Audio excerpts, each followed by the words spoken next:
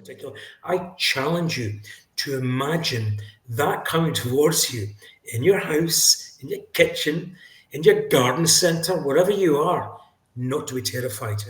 It absolutely sets down the hallmark for what Doctor Who will become, certainly for the next 26 years. And that's a programme to hook you and keep you coming back week after week. Or Doctor Who owes me a fortune in soiled underwear bills because I almost wet myself every time I see this. And I don't think this cliffhanger has anything, any comparison. I don't think anything like it had been pulled before or afterwards.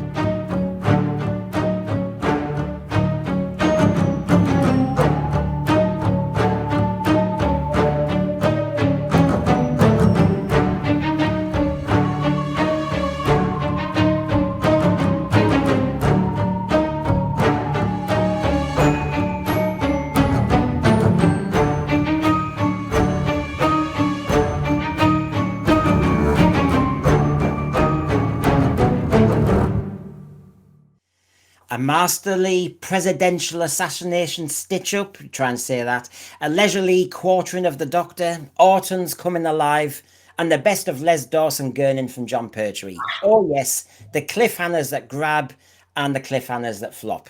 With different panellists and Doctor Who fans each time, we discuss the core of the classic Doctor Who success, the chills and thrills that usually link to the cliffhanger, so key to an episodic storyline. So welcome aboard. Now, you all know, you all watch Doctor Who, what cliffhangers are etched on your brain? And do you agree with what you're going to hear tonight? Do write to us, like, subscribe, the usual story. When we did our classic reviews, and obviously John was on many of those, I used to say key or twee, good or bad.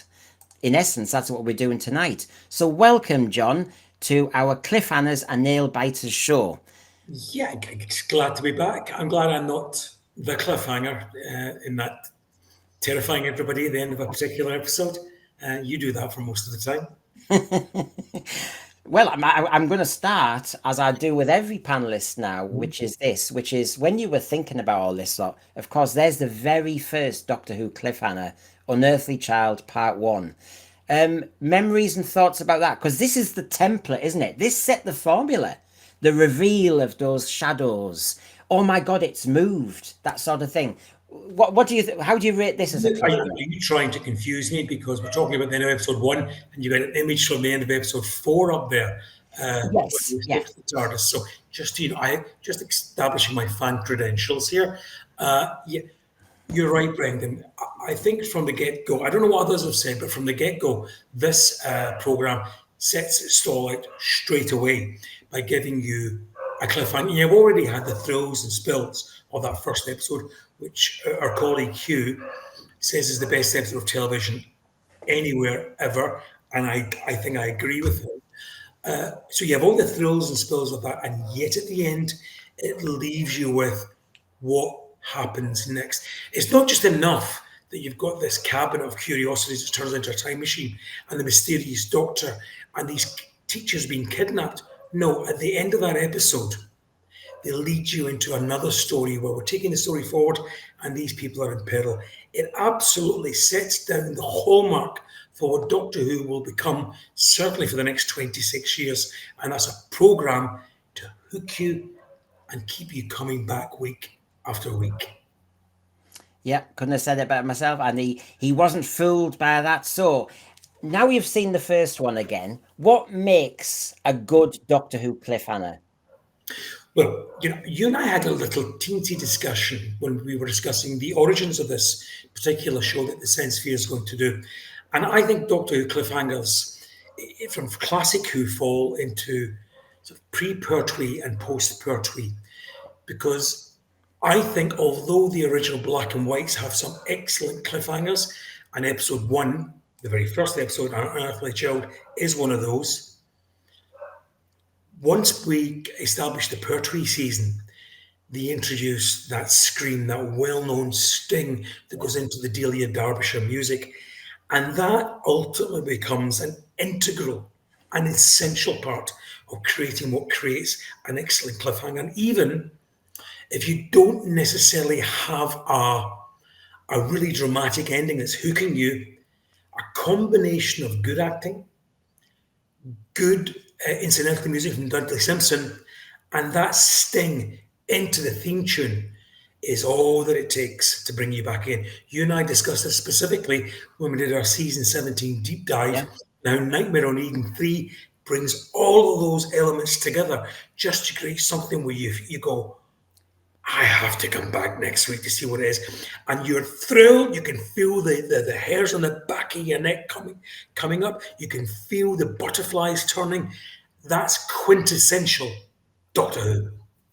Yeah, and I have to say, when you do look back at all the cliffhangers, I always gone about make Doctor Who scary, but actually there were less cliffhangers that scared me. There were ones that thrilled me, as you say, and I wanted to come back. It was that kind of, whoa, did you see that? And like we both said, Nightmare on Eden Part 3, yeah. Lady Adrasta, who just seemed to like the word no, yeah. Oh, that's that. I do my Lady Adrasta every time you ask me to come back on the Sense Sphere. I do my best Lady Adrasta, episode 3. No! Yeah, because he sees the size of my protuberance. That's why. I know. I know. So this is John's best cliffhangers and one dud, so to speak. So let's start, John. Let's start. I think everyone's going to have fun with these ones. So of course we'll watch it first. Can I say, just before you play this, Brendan, as a teaser to the audience, this may surprise some is because most of these cliffhangers don't involve the Doctor. Oh, he's a devil, isn't he? He's always got a theme. So here we go. So we'll watch Spearhead first, and then we'll start discussing it, of course.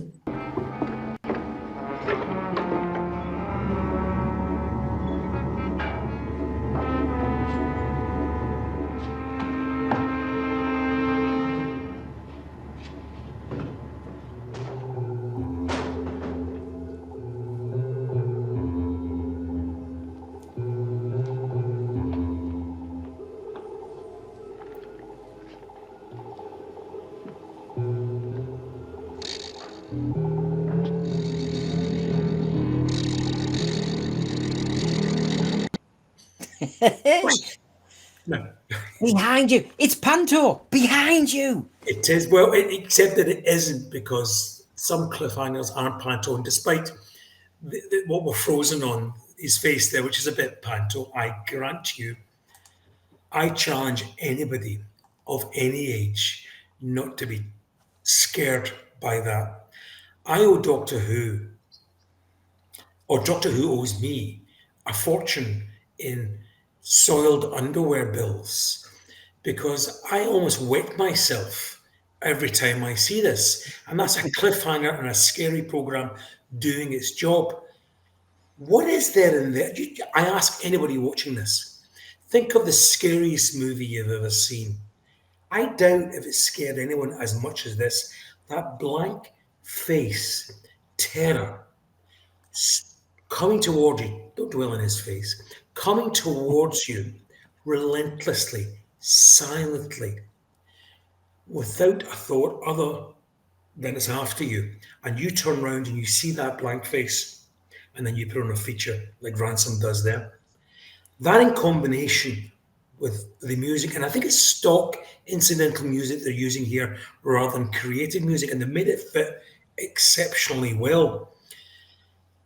Everything's right about this. There's only one thing missing, and that's the sting into the theme tune. But I can excuse that because it's got everything else going on. That's a faceless or almost faceless menace coming towards you. What it is, you don't know. What it's going to do, you don't know. And interestingly, they save the biggest twist on this thing to the beginning of the next episode, when we understand their hands drop away and that's their gun is there. How much better could it have been, mind you, had we had that little reveal then as well? But nonetheless, that is the stuff of nightmares. It is. I remember Armchair Thriller with the Faceless Nun. Something about impassive. Something we know with the Robots of Death, that face In their case, it was supposed to look, they were supposed to look glamorous in there. Yeah. But these look like thugs. These look like Sweeney Todd thugs. Yeah. Hey, bother boys. And of course, the fact that when he walks in, there's the whole the whole row of them. I actually think, when they brought Doctor Who back in 2005 and they had the Autons again. Mm-hmm. Now they had, they made them almost good looking. I remember I was talking about this in the review, but the thing is, they were all in different clothes and everything. And I know we've got the shot in Spearhead from space when they break through the shop window, but I actually think you can't beat the Autons when they're in these boiler outfits. Yeah. And just that bald head out the top. Mm-hmm. I don't know. There's something about that look, John. It is. Human beings respond to body language, to signals that other human beings give us, whether it's a raised eyebrow, a smile, a wink, whatever. These don't have that. And interestingly, one of my favourite, if not my favourite horror movie is Halloween, Michael Myers. And I don't know if John Carpenter, I know he named the character Michael Myers after an English film producer he knew. That's how he named the character Myers. But I wonder if he'd also been kicking about in the UK in the 1970s and seen this, because Michael Myers has a similar sort of shtick. It's a blank, featureless face. There is no signal there to give you as a human being, that body language, that thing you recognise in other humans. It's just inhuman. And you use the word correctly there, but it's brutal. And because of that lack of humanity, that lack of feeling, that lack of empathy you would have with another human being, all you've got is this stalking presence. And too many times in Doctor Who and other programmes, monsters can sometimes be featured, too many features. I think of tetraps and things like that, with sticking out tongues and sort of animatronic eyes, which don't work. And Doctor Who missed a trick when itself they brought the Autons back a year later by making them too expressive, I thought, and too shiny and glossy. These Autons, particularly in Spearhead from Space, are the masters of this. And I don't think they've ever been bettered in classic Who or new to Who for any monster anywhere. Daleks and Cybermen included. The Autons are my chief, terrifying Doctor Who nightmare. And it is that look there. And like you say, John, it's they were lucky, weren't they? Because Spearhead from Space wasn't meant to be all on film, but it has really helped, I think, the introduction of the Autons. Yeah, it does. Particularly in a scene like that where you're on location in that factory and you show the build up to the cliffhanger, Brendan. You're not in that factory. It's cold, it's dank, it's damp. It's real. It's not a BBC studio with shaky walls or whatever. It's real. And then you get to this section here where he comes in and he's having a look at these. And more to the point, there are times in this, if I've not watched it for a while, I forget which Auton it is that moves. So that as he turns around and walks away, I'm trying to guess which one of these. That's how well the actor does his job. I think it's a guy called Robin Squire, who was an assistant script editor on Doctor Who, played that part. And he does it very well. He stands so still that when he does move, even after repeated viewings, I'm struggling to think, which one is it that's going to move here? That's good. And I'll be honest with you, never mind that they are Autons in the end and it's all plastic. If you saw lads dressed like that, looking like that, going down a dark alley, I'm not going down it. And so it's intimidating anyway as an image. What are you doing down dark alleys? I get lost with the Who-pets sometimes, I can imagine, yeah. You're right, it is. And, this is Doctor Who, really, if you imagine, this is Doctor Who's first full-colour story. And it hits the ground running in full-on Quatermass adult-type body horror almost, where you've got these plastic mannequins which give, as I say, no human signals off and just want to kill you. Why would you not be terrified? And I still, as an adult, say to other adults out there, I challenge you. Forget the shop window mannequins, just these ones in particular. I challenge you to imagine that coming towards you in your house, in your kitchen, in your garden centre, wherever you are, not to be terrified. Yeah, and I think we'd all lose on that bet. Okay, then let's watch it one more time, and John, Please. interrupt me or commentate or tell me, other bits that we notice. Here we go. You've got already the Go real on, Dev. location. You've got the real location there. Everything's real. It's solid, and I think that gives Yeah. absolute authenticity to the terror. And you know what, John? I'm going to get into RTD's head for a second. You know when they filmed in Wales and they were in a factory and Yeah. and places that might have looked like that. Do you know the thing that I didn't like? And you may have noticed they had purple and yellow lighting, which was very unreal. Whereas this is gritty, authentic, industrial, and I think that adds a lot of kind of fear to it. What have I always said to you, Brendan, on all the reviews?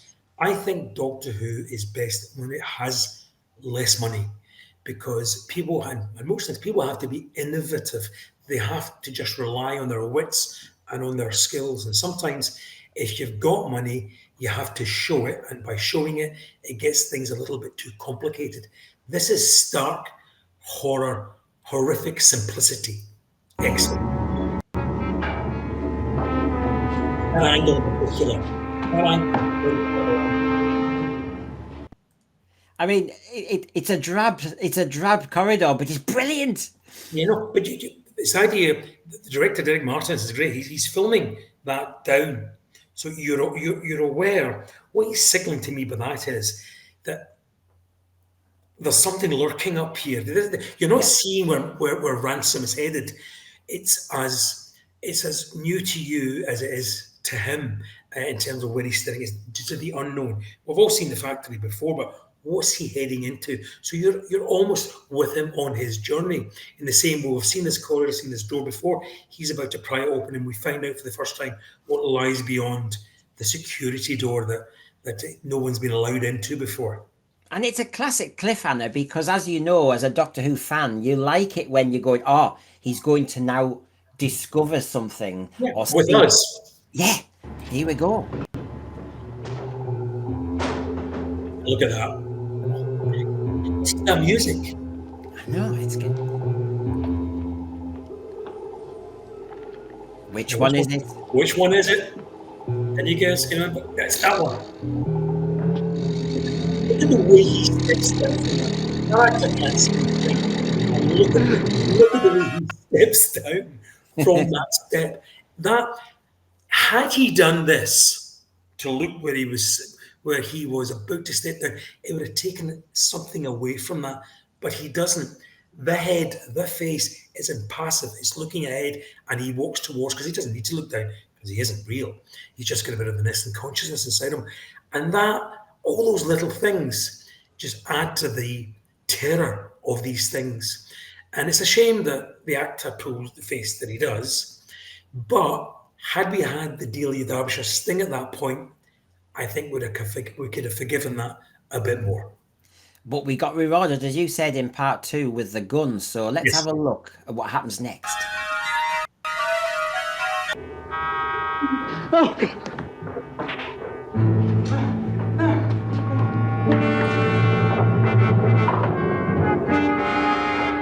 That angle. Look at that angle looking up. Again, Ken Gree does the same with the Daleks and Destiny of the Daleks. Monsters, creatures are better shot from bottom up the way there. Makes them so imposing. And that's great. And you know the great thing about it is that Auton, which goes from slow, lumbering steps, can't have getting a lick on when he needs to. That was brilliant. And that's what I was going to say, that they're like the Sea Devils. The reason why I also like the Sea Devils is they were nimble, they were fast. Yes, yeah, he can move. Absolutely. Yeah. That's what But scares you. And because the costumes are good, and yeah, we can talk about makeup here and and whatever you want to talk about, it's fine. But nonetheless, they look impressive when running. When a lot of other Doctor Who creatures, you think about, because they've got these lumbering feet on, I think of the mandrels here, if you go back to the Nightmare movie, their movement lets them down. This, because it's basically a fella in a boiler suit with a plastic mask on his head, works and works terribly well. And again, back to this thing, Brendan, Doctor Who doesn't need huge budgets to be good, effective, and scary. No. I mean, look at the tractators, they were slow. Look at Dot and Bubble. How slow were them slugs? You need nimble, you need fast. Yeah, How Okay. awful were those slugs? Oh, I prefer the tractators, to be honest. well, yeah. At least they played netball. It looked as though they had them thing. So John's second choice. Now, if you know John, he likes to tell you now and again that he does. Do you know what? He likes season 18. Well, we're going to get The Leisure Hive, part one. Here we go.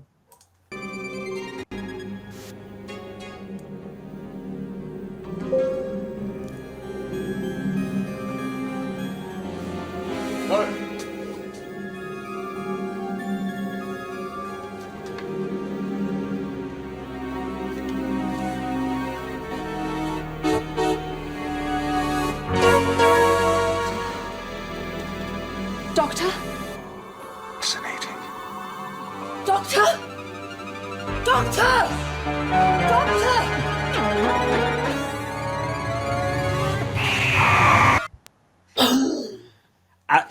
I have to ask the other question. Why did you pick that? Can't you tell? Can't you tell? I mean, it's got everything going on from it. We discussed earlier the Nightmare of Eden. A good effect, good electronic effect, great incidental music. And remember, this is the first time that we have incidental music by the Radiophonic Workshop built in. Peter Howell's doing this. And then the first use of the new sting from Peter Howell's new theme tune, all coming together. And Tom does something which I'm not sure he's done before. He screams. It's something he refused to do in Legopolis Part 4, but he's agreed to do here to add to the cliffhanger. So it's just what we talked about Nightmare of Eden. All those things are coming together, and I can just imagine Love at Bickford, Peter Howell, Jonathan Turner just saying, "This is our first episode. Let's make this count.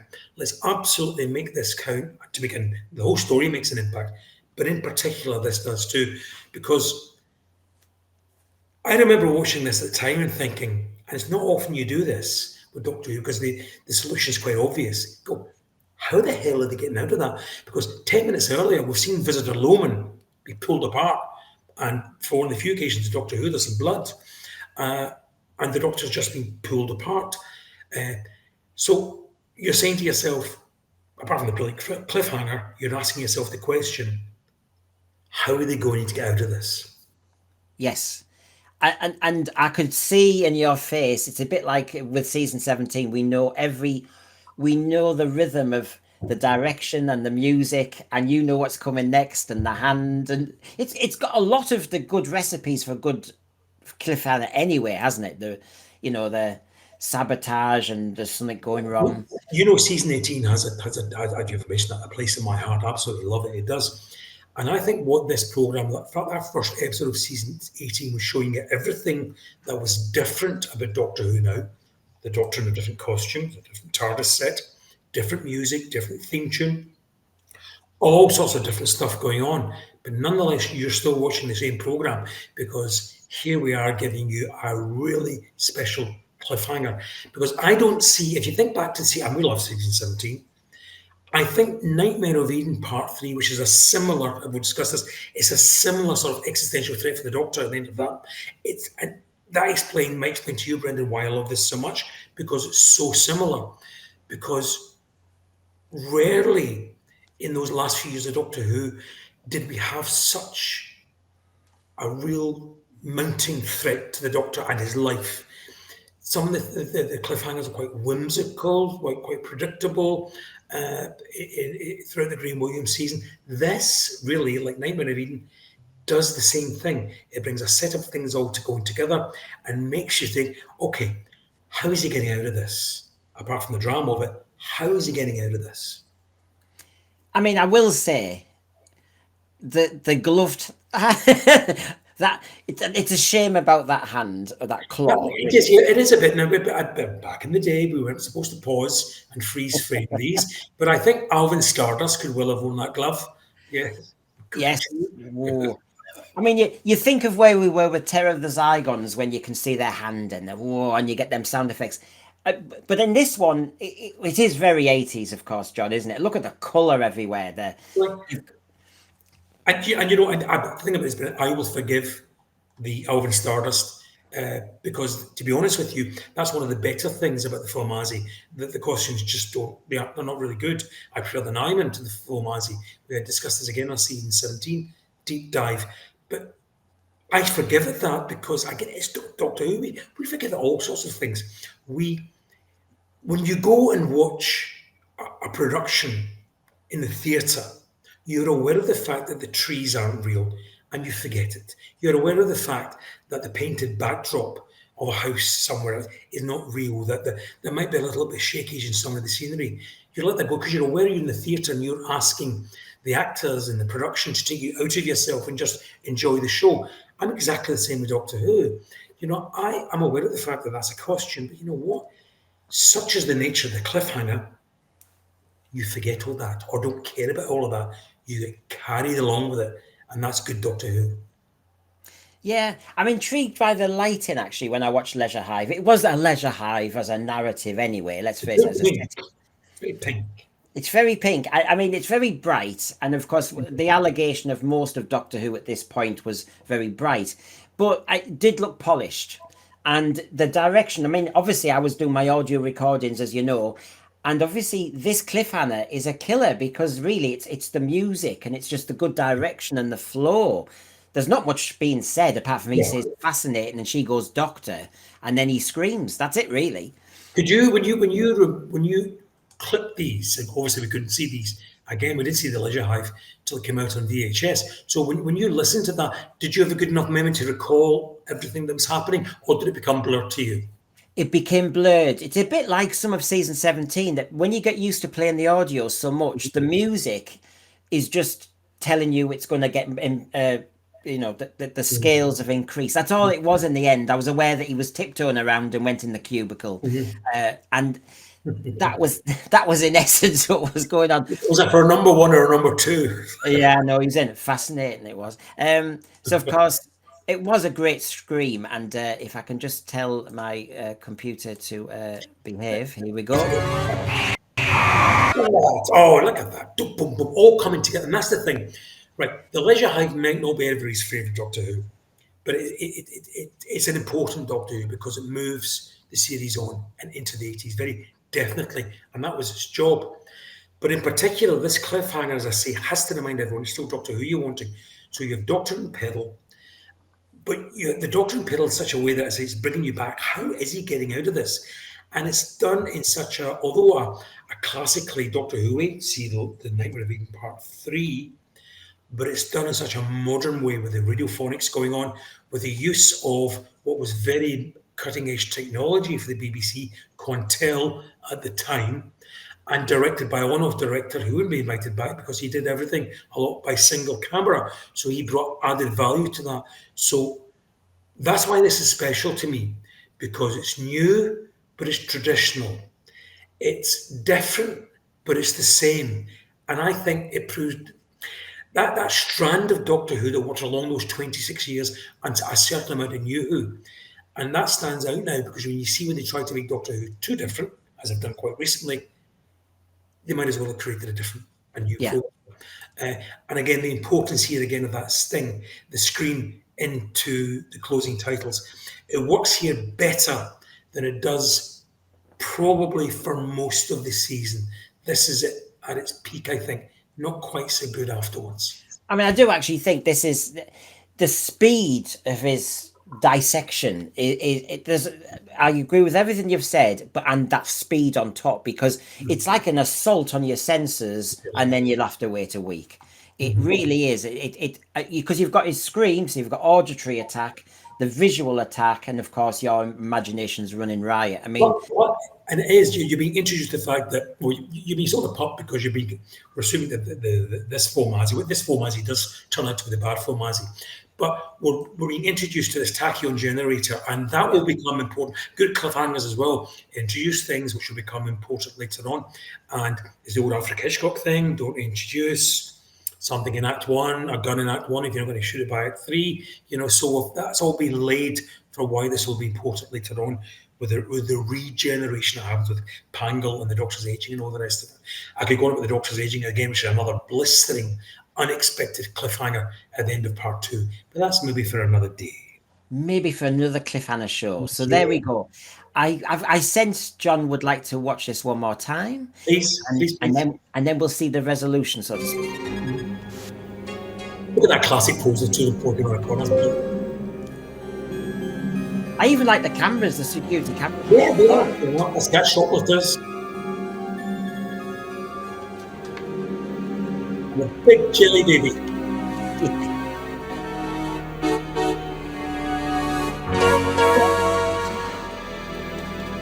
Doctor? Fascinating. Doctor? Doctor! Morgan Stardust. Doctor!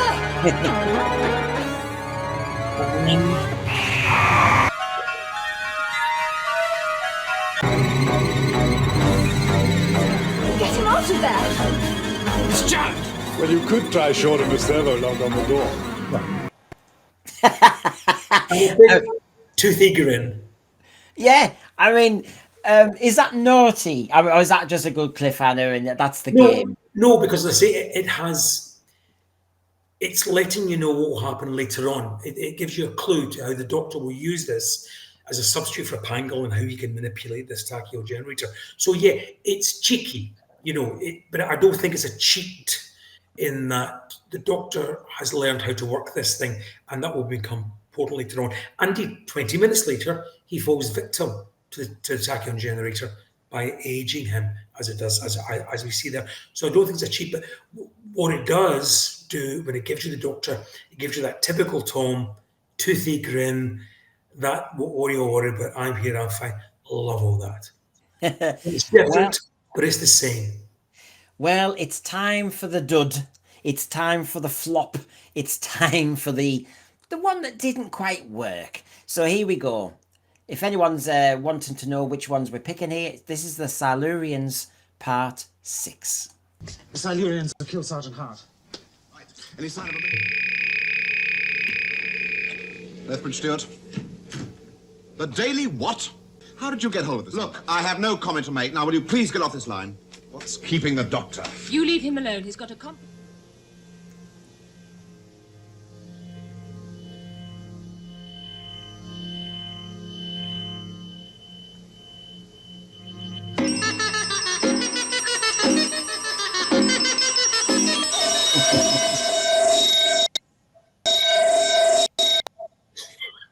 Now, pray tell, what is the problem with this, John? Well, it's okay. On strip, good cliffhanger. Good cliffhanger because it does what it does. Most Doctor Who's the Doctor is about to be kidnapped by the villain of the week. However, we discover something in this episode which we've seen previously in episode 4 of Spearhead from Space, that John Pertwee does a fair bit of gurning, and when he does do that, his eyes cross over. So in this particular cliffhanger, poor old John has got one eye looking at a Silurian and one eye looking for a Silurian. Look at that. If you go back to Mr. Ransom, it's a similar problem we have there as well. That's the last image we have, not of the Doctor in danger, but of the Doctor being boss-eyed. Pertwee, while being one of my favourite Doctors and an absolute legend of the show, couldn't do certain things. He really couldn't pronounce the Vethith, but he also really found it difficult to do dramatic close-up cliffhanger stuff. And this is amongst the range of stuff. We get the gurning, and here we have the boss eye. Helped also by the wobbly head Silurian. I thought at first that Silurian went on to play the part of the waitress in the Two Soup sketch by Victoria Wood, because there's a hell of a lot of shaky heads going on there as well. And of course, people said there was, was a message in too much in Doctor Who recently. Is it the Daily Mail that's funny? But why is he so angry? The Daily what?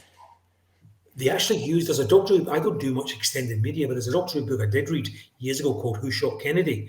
And it's about a journalist, and they tell you who this journalist was. And I think it's the Daily Globe. I might be wrong. I'm not sure. But I think your solution is better, Brendan. I would like to think, yeah, that's a bit of mess here. The Daily Mail, is that Paul Dacre? Get off. Yeah. How do you know we're a secret base and we're here? How do you know that? The very fact that we've got a big sign saying top secret should have told you that we don't want Yeah. any callers. Yeah, and we happen to have a scientific advisor with a bright yellow roadster. And boss eyes. Yeah.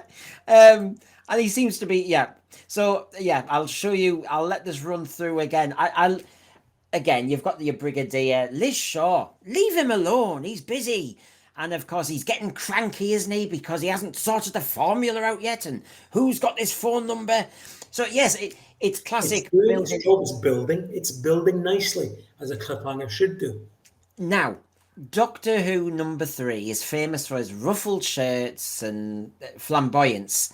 He just looks as though he's, I don't know, he looked at the white vest approach. I thought it could be a straitjacket, has it, they decided just to lock him up. Or is he's come straight from the makeup chair and they've forgotten to put him in his costume. It's not right, And I think the director handles this well. There's zoom in to the wall with the Silurians. I've never understood how the Silurians are able to. I can understand why they're able to burn walls away, but putting them back seems to be a thing that they can do as well. And then you get the cheeky Julie Walters Two Soups head, and then the zoom in on Pertwee's boss eyes. As I say, there's nothing on the page that's wrong with this cliffhanger. It's a good cliffhanger. But even that scream into the titles couldn't save this, because that look of Pertwee's unfortunately undercuts it. And yet, actually, I know what you're saying about the Silurian, but I actually think, of course, the first version of the Silurians is the best.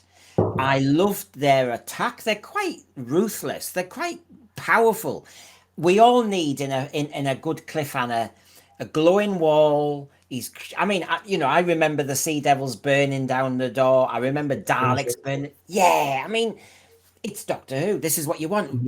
It's a kind of base under siege kind of thing. But that's what I'm saying. The Silurians are special because, unlike the Sea Devils and the Daleks, the Silurians are able to use the third eye to put the wall back up again. They'd be great working for insurance companies because they probably save them a small fortune. Storm damage, we'll fix that for you, sir. Get the red light working, and the thing comes back together again. What's not to like? And a beautiful mask. I have to say, it's a beautiful mask. I really do love these. I like how they talk. Why they changed them is beyond me. Well, you can change them also in Warriors of the Deep. Yeah. For the worse as well. They weren't particularly good in that. And they used, for whatever reason, the third eye as an indicator of who was speaking. Which was, Yeah, I hate that. I feel as though I'm a baby again. Yeah. So here we go. Let's enjoy and see how it's resolved. Can you remember, John? He straightens his eyes. He went to the opticians. Yes, that was it. Let's go. The Silurians have killed Sergeant Hart. Right. Any sign of a... Lethbridge Stewart. The Daily what? Daily Who? How do you... I think it's just classic. That's all you need. You see, I think in classical, that's all you need. You don't need to start doing speeches. Just, we can all work it out. Fill the gaps out. Precisely. That's it, yeah. But it's all sledgehammer stuff these days, isn't it? Yeah. How did you get hold of this? Look, I have no comment to make. Now, will you please get off this line? Well, I have to say, when you've seen the Brigadier all the way through, I like him when he's cranky and he's actually, there's a bit of pressure on and away. I like that. This is the thing about Nick. He's only Nick Cody. I love Nick. The Brigadier is my favourite Doctor Who character, other than the Doctors. Always has been, always will be. But admittedly, under Barry Letts and Turnsticks, they do undercut him. He becomes a more comic character and a foil for the Doctor as he goes on. Even to the extent he's allowed to grow his hair and he doesn't have the same look here. Season 7, I think, is Nick playing the Brigadier at his best. What's keeping the Doctor? You leave him alone. He's got a Look, he's sniffing. He's down. Somebody burnt the dinner. I think he's doing a poem. I think he's doing a little ditty there. I think he's doing There Was a Young Man from Nantucket. I think this is the forerunner to Take Heart. I think he's just doing Morph. Okay. What do you call that? Stop motion? Yeah. Yeah, I think he's just and he's doing a quick sketch with a bit of glitter and that. And moves his eyeballs. Sort of. Yeah, No way. yeah, he could be doing that. He's got the angle poise lamp. I think Tony Hartson morphed that.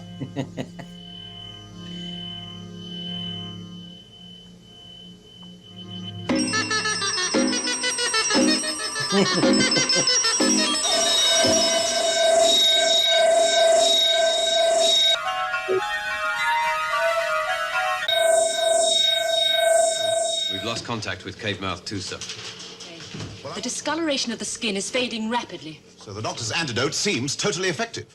She'd get a move on with that formula. Sergeant! There we go. And is that what Paul Darrow cops it at this point? I think it is, yeah. His character's short-lived here. But that's what they take him through the hole and put the hole back. Yeah.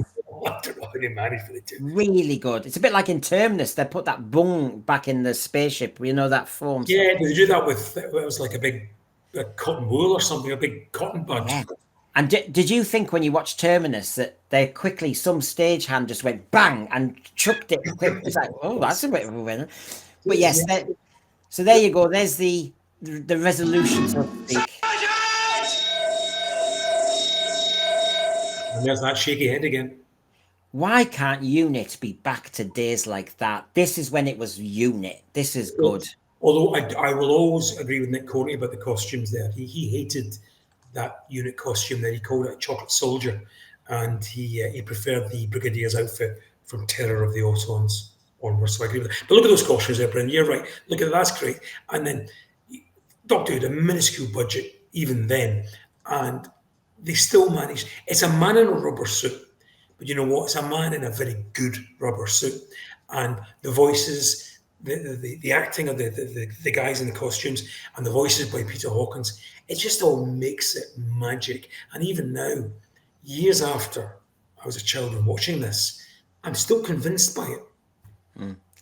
Well, we did a review of The Deadly Assassin and John was on the switchboard like fast because he wasn't on it. And shocking. And it was deliberate. It was deliberate planning. So here's your chance to be redeemed by Brendan. And yeah, I'm redeeming you. Oh, that's good, isn't it? So, Deadly Assassin, everybody who's making notes. Just for the avoidance of doubt, Deadly Assassin is my #1 favourite Doctor Who story of all time. So he's going to enjoy this. Part 1, everybody. Where have you been all these years? Oh, here and there, you know, round and about. Oh. So, something the matter? No, just a twinge in the knee. You had a facelift. Several. I'm doing the PR video cast. Yes, and splendidly too. But the president now is just arrived at the Panopticon. You sure you're all right? What? Come on, you stupid yoik. What? Let me go! A little disturbance here in the Panopticon.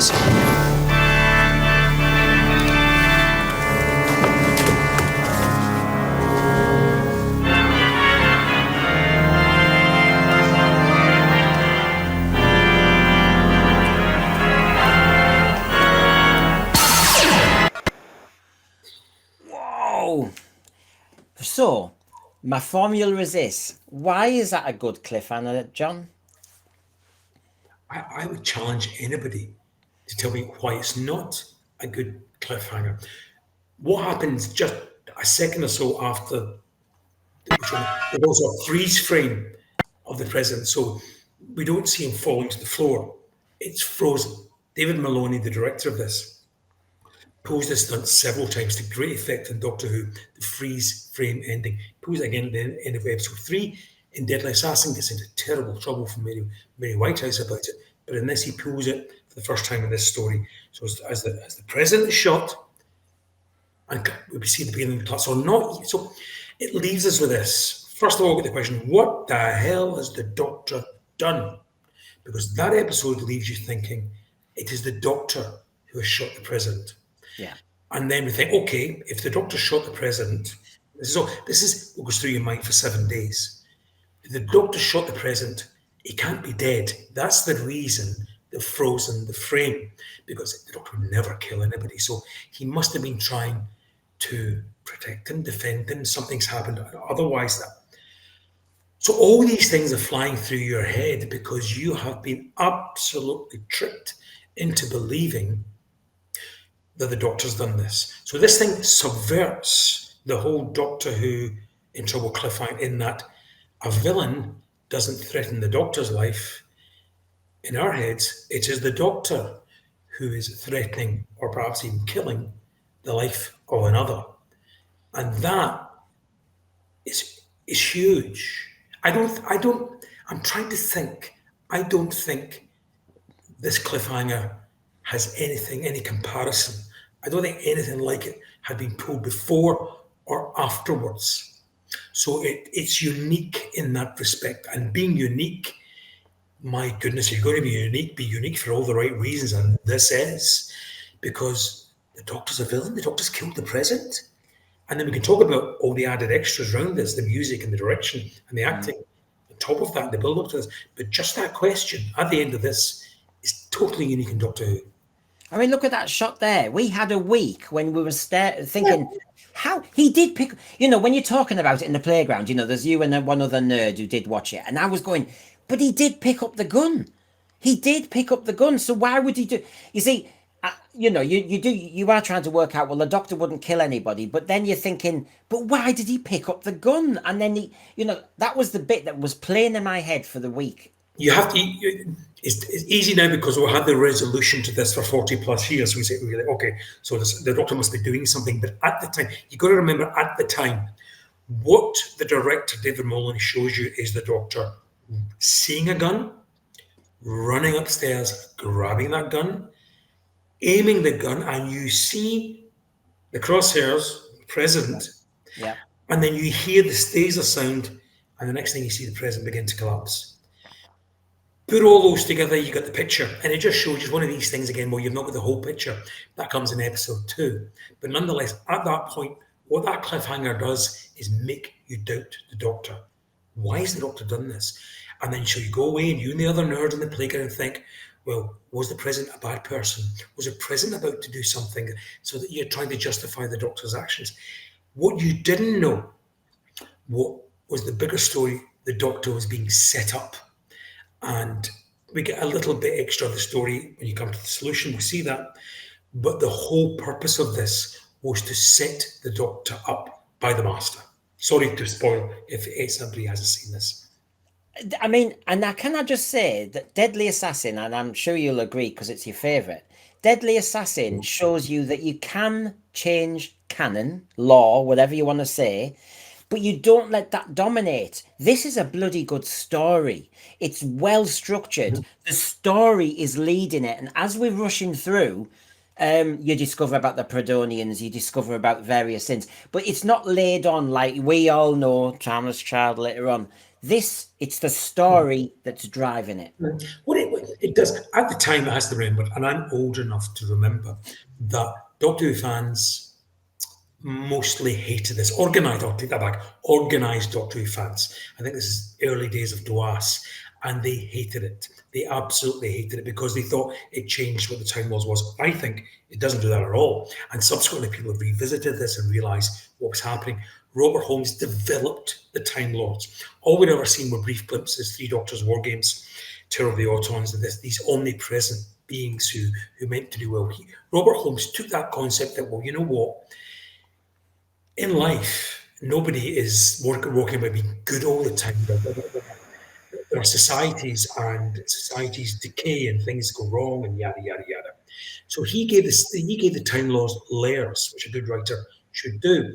And Doctor Who fans, being Doctor Who fans, didn't like it. He didn't change the fundamentals of the program. What he did was just give the Time Lords extra depth, and in doing so, develop the program. And as a result, unfortunately, we all have led the way for crap like the Timeless Child and all the rest of it. But to me, this is not canon changing; it's canon developing. That's how I feel this. No, I'll buy that. I think that's right.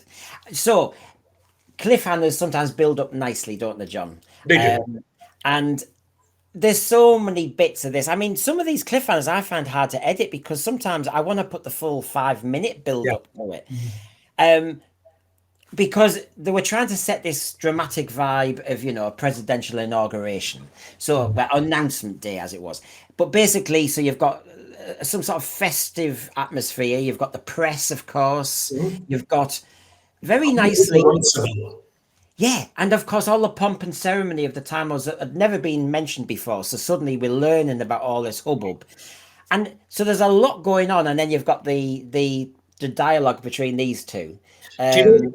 It's all the character is the commentator Runcible, who the Doctor, he knows the Doctor from school, and they mention a facelift. This is a character.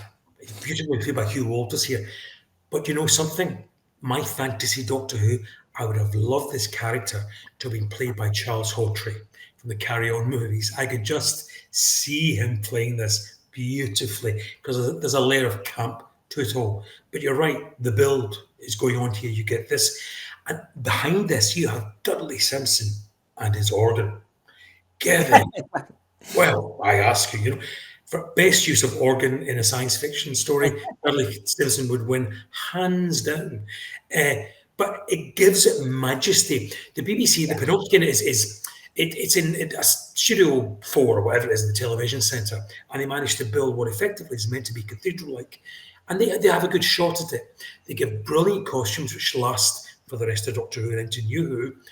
But Dudley Simpson comes in with his incidental music and gives this scale and majesty. So you buy in to the grandeur of this event, So this is almost filmic in its epic quality to me, because this is Doctor Who where you could just imagine being made as a television movie or a big screen movie. It has that sort of plot and grandeur to it.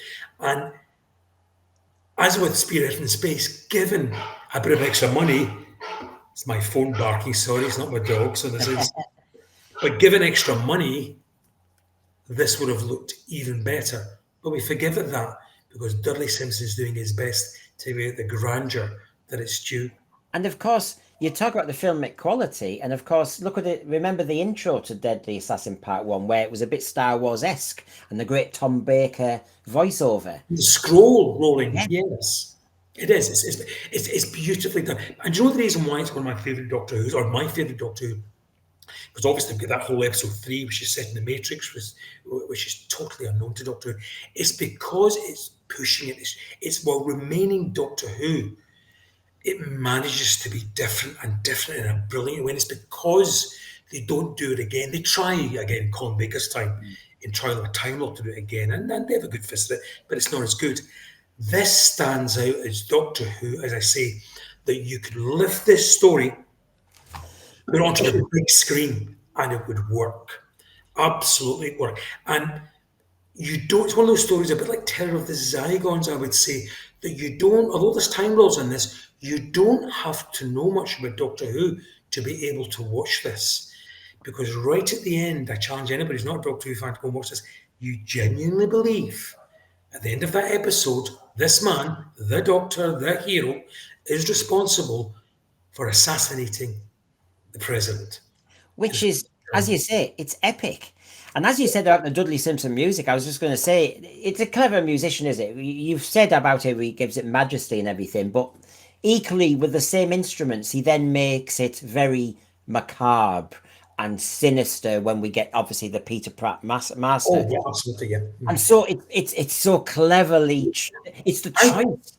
I don't know how, Brendan, how does a musician manage to make music sound like it's underground?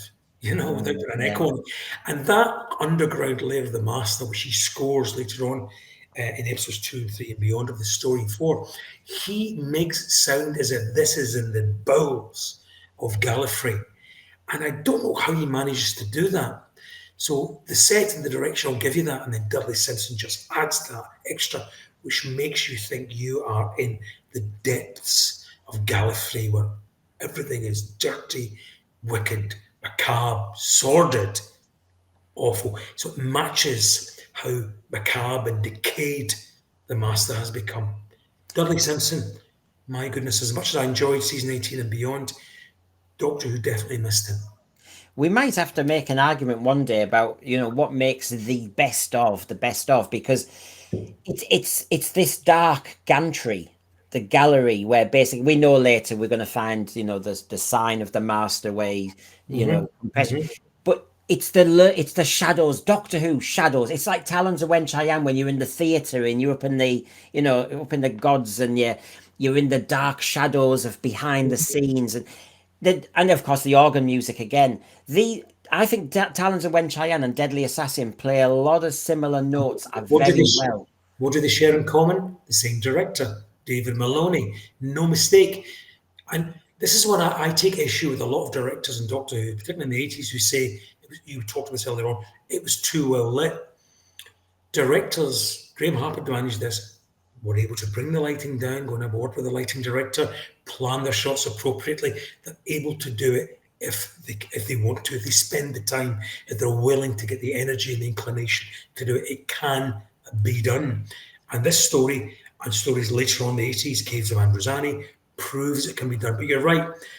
And another thing David Maloney does as well, remember, this is in Studio 4 or whatever it is of Television Centre, and that gantry where the Doctor's looking down onto the present is probably no more than 3 or 4 feet above the studio floor. By clever shots, clever lighting, he makes that sound as though makes it look as though it's way up in the rafters. And there's a distance there that obviously isn't there in real life. That's a really clever director using all the resources available to him to make the best, and if you like, filmic look for Doctor Who.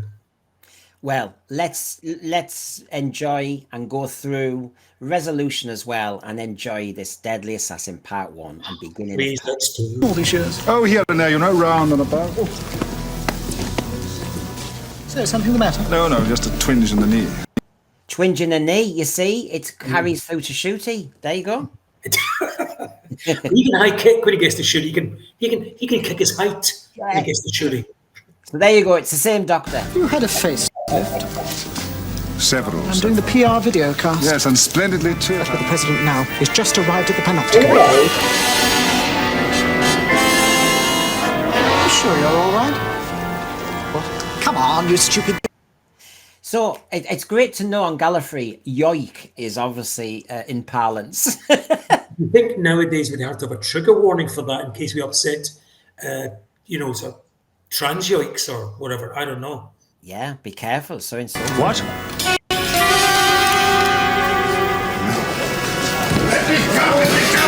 A lot of extras there, just a lot of extras. That cost the budget a huge amount of extras for Doctor Who at that time. There's about a dozen or more people in that shot. Big crowd. Disturbance here in the panopticon.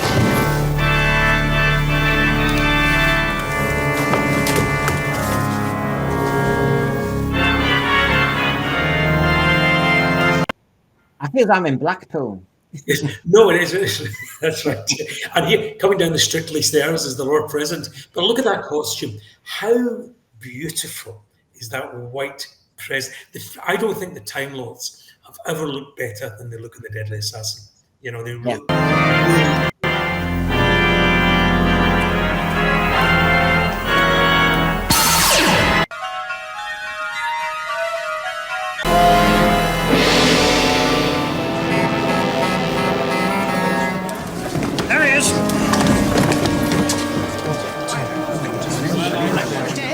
We live in evil times. Oh, stand back, please. We've got the criminal. Is that him? A Pridonian. He was in the President is dead. Of course, and you don't get the resolution as such at that point. It's only later on do we see that the Doctor is in fact, spoilers, sorry, the Doctor is in fact shooting at somebody else. At the beginning of that episode, you see a gloved Time Lord hand take a pull of staser out, and the Doctor is aiming at the person. What he doesn't realise, though, is that the sight of the thing has been fixed. So the Doctor's not shooting at the President, the Doctor's shooting at the person who wants to shoot the President. And I'm sorry if I've spoiled it for everybody. So did you enjoy going through these stories? I mean, I've only got seconds left, so can you think of, for today, an all-time favourite cliffhanger? I know it changes with the wind. It does with me. Episode 1 of Dead Assassin, probably that's my all-time favourite because it's so different. So, unfortunately, we might have a dud cliffhanger show ultimately, and that'll be most of the 80s. Unfortunately, those crash zooms into the Doctor's face where it's cheap and easy to go. It's 23 and a half minutes. We've got to finish this now. Say something dramatic and we'll zoom into your face. I'm watching you, Trial of a Time Lord. You do most of that all of the time. But yeah, the problem is, or the thing is, Brendan, it's an integral part of the show. And I know you'll agree with me because you're a great believer in 4-part, 25-minute stories. And because that's so important to the show that we lost all that in NUwho, and effectively the cold opens that led into the opening titles became the cliffhangers as such. Exactly. And I think in doing so, by following that format, we lost something of great value to the format of Doctor Who. That bring them back in next week. All those Flash Gordon and all those 1930s and 40s serials that you went and saw at the cinema every Saturday when you were that old. They had that. They understood that. Get the punters back next week. Well, the punters might be happy tonight. We've talked over 4 cliffhangers, good or bad. There's more coming. Hope you're enjoying this. Please like and subscribe. John, thanks for joining me. You're welcome. That was a very pleasant hour. And have you a cliffhanger to finish? There's no cliffhanger to finish apart from I'll be back. That terrify anybody. I know. See you later. Bye. Bye.